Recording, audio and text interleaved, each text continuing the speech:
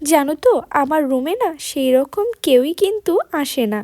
তো কালকে আমার মা সন্ধ্যাবেলায় আসছে আমার রুমে, আর আসার 5 মিনিট পরেই আমার মা কিন্তু ঘুমিয়ে গেছে। আসলে মা কিন্তু কাল ছিল ভীষণই টায়ার্ড, তাই আমি মাকে রেখে চুপ করে বেরিয়ে গেলাম রুম থেকে আর চলে আসলাম নিচে। তারপরে সোজা চলে আসলাম রান্না করতে। বিকেল বেলাতেই আমি কিন্তু ভেবেই নিয়েছিলাম আজকে করব খিচুড়ি, আর যে ভাবনা সেই কাজ।